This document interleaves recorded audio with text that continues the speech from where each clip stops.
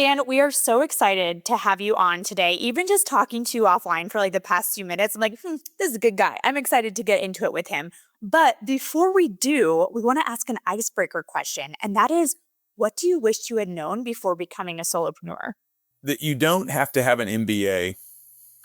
I think I had a lot of assumptions about myself because I'd spent a lot of time in education. And even before that, I'd done work in ministry. So a lot of time in a nonprofit space, higher education, as well as secondary education. In fact, higher education these days almost feels like anti-profit. So I went in with this mindset that, gosh, I am lacking basic tools. I don't know what I'm doing. And looking back, I mean, yes, I didn't know what I was doing.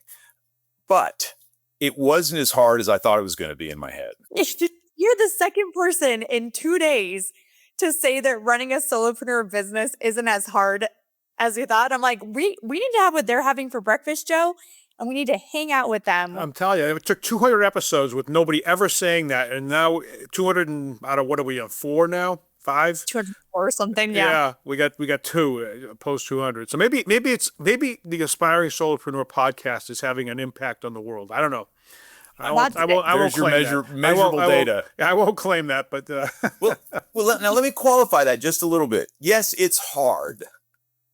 I had a great conversation with a guy the other day we're sharing stories about our coaching business. And he's like, man, why is it just so hard? I'm like, because it just is. It's not that you're doing anything wrong. It's not that I'm doing anything wrong. It's just work. But it's not as difficult as what I had made up in my head. Okay. That I can get on board with, and that I agree with.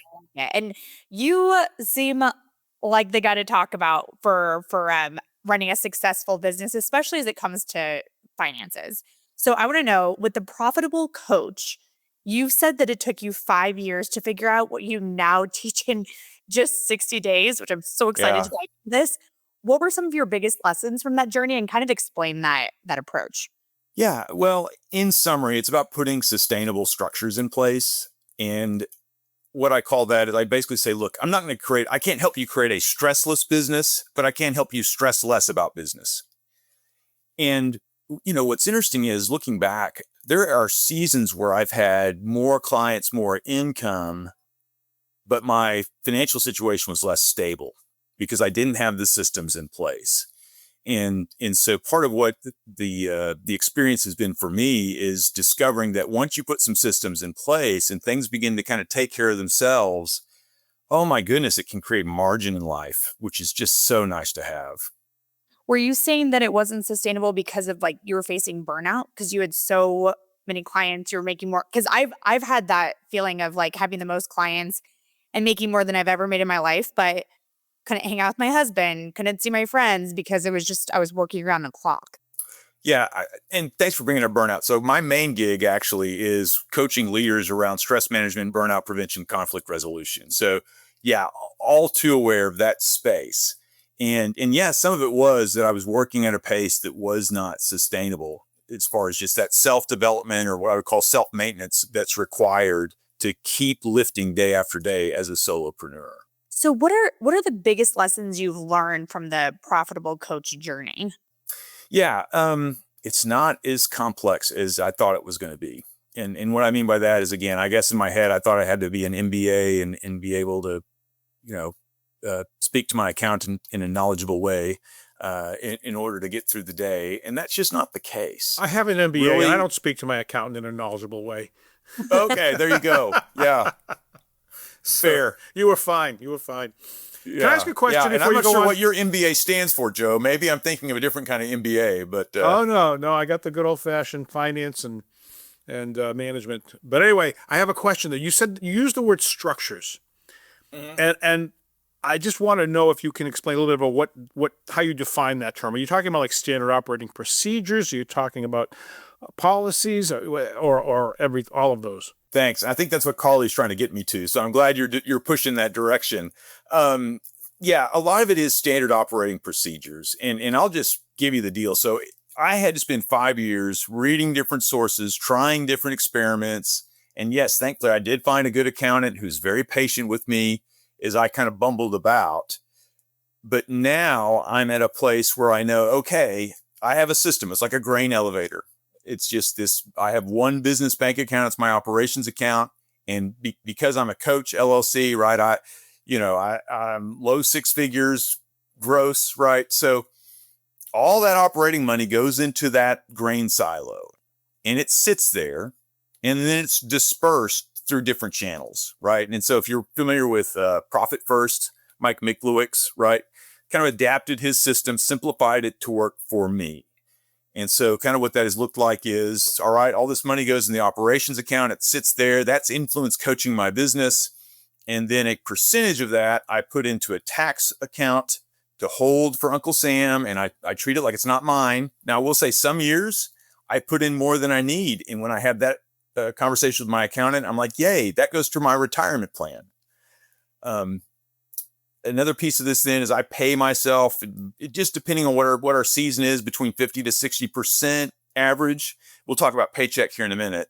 But I kind of budget that in my head is going to be where I'm shooting for. And then that gives me about 30% as an operating expenses account. So now I have some goals for my expenses and I can answer the question, can I afford that or not? Well, just because there's money in the account doesn't mean I can really afford that. And then, of course, the last 5% can go to either my emergency fund, which I've got in a high interest savings account, or my ASEP IRA, right, my retirement account.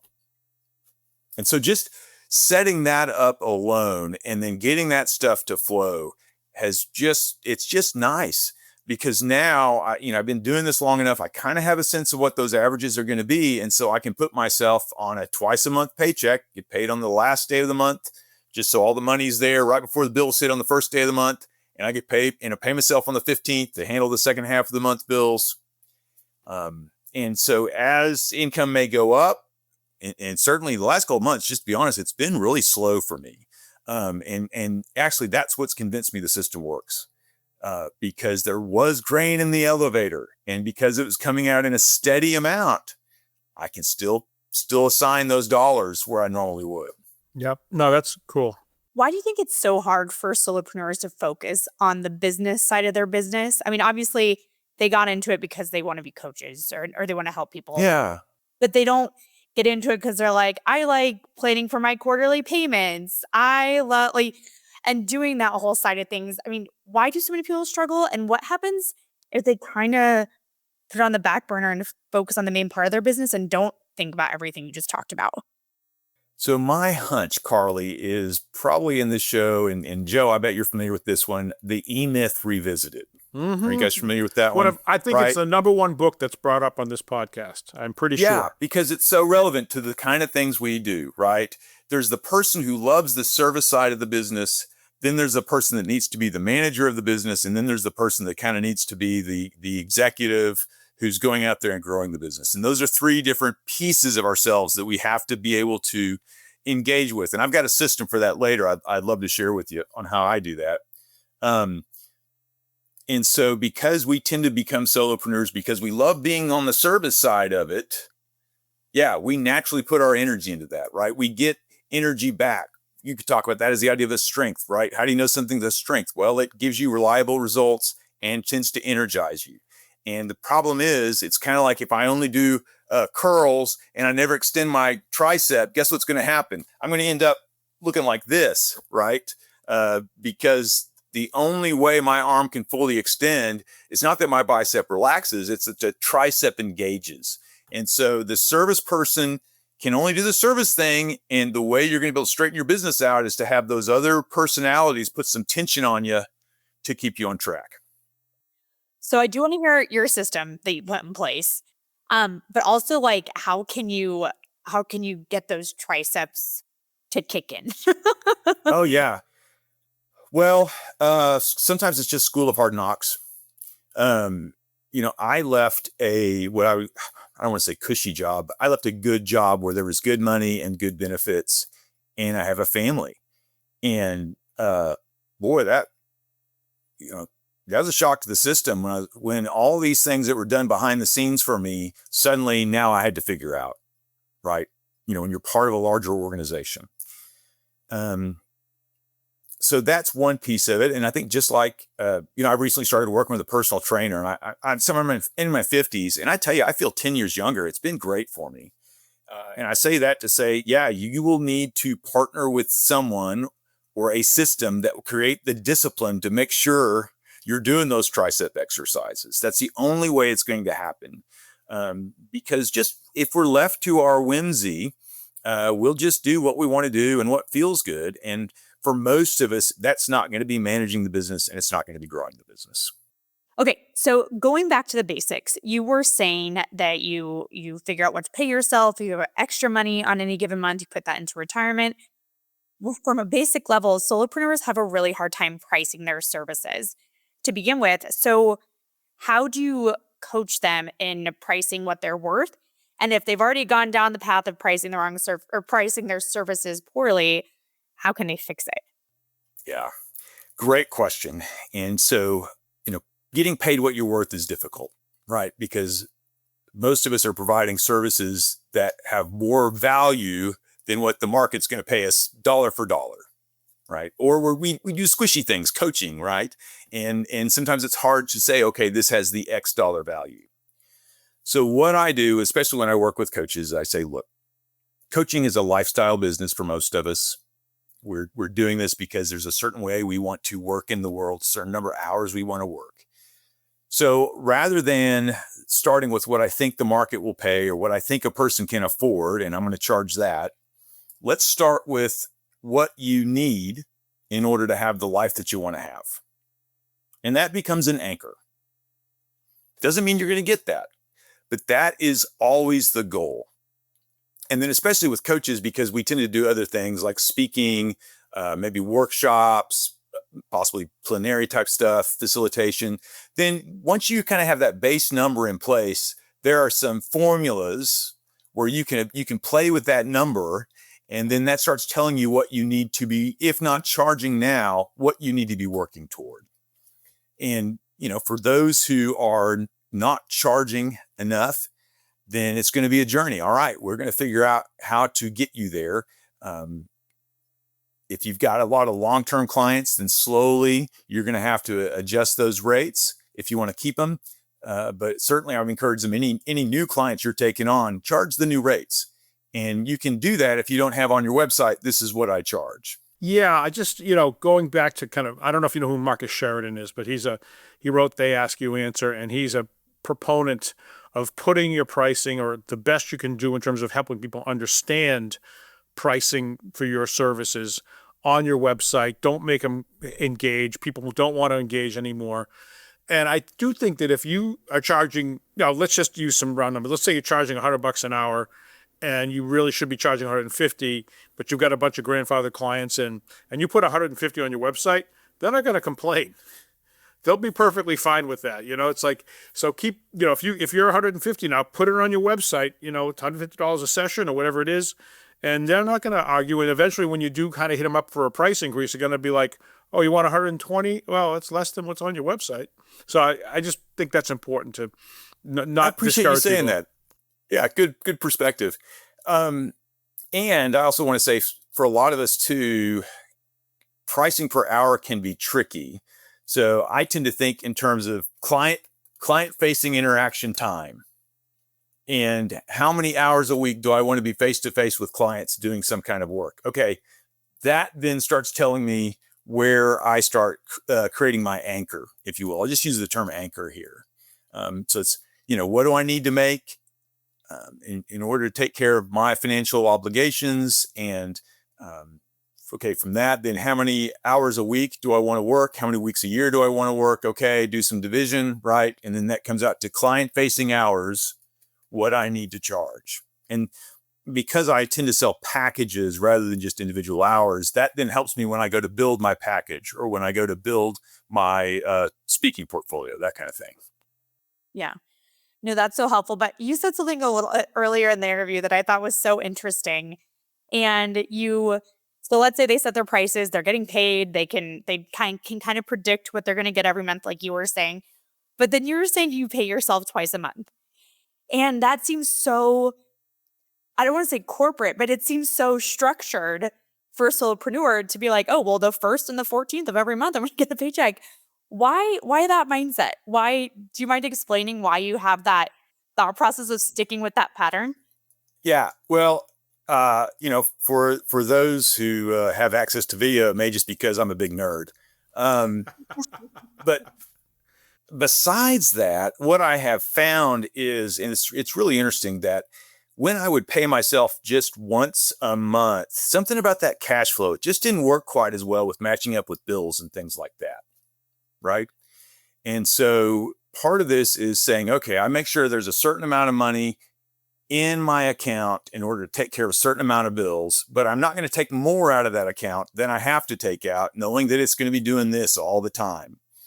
And so rather than taking out large chunks, rather than just paying those quarterly taxes once every quarter and taking this huge chunk of change out of my business account and going, oh my gosh, what am I going to do? That grain is just flowing out slow and steady. And I can watch slowly but steady, just these waves in what's in that account. And it doesn't panic me.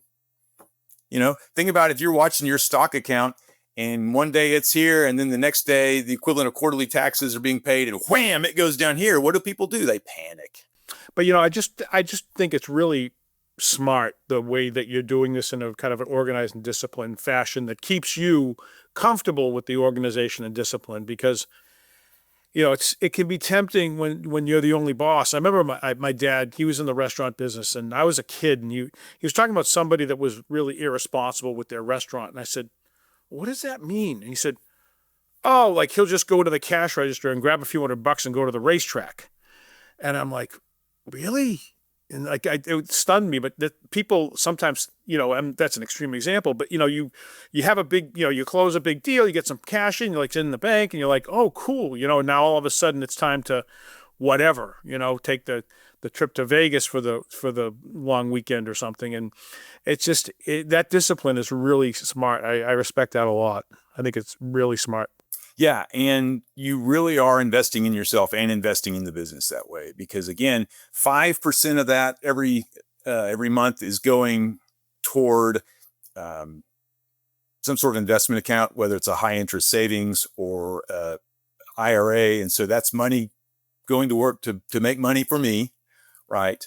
And then again, when I have those seasons where things are great, I don't get greedy, because I know there'll be seasons when things are slow, and I want to be able to enjoy life just as much when things are slow as I'm able to enjoy it when things are great. That's so great. Well, so you're saying like to keep money in your account for those expenses for your business. What are some expenses that often get overlooked by solopreneurs or overdone, or any thoughts there? Yeah. And so I'll speak to kind of the coaching industry in particular, since that's what I'm most familiar with. Right.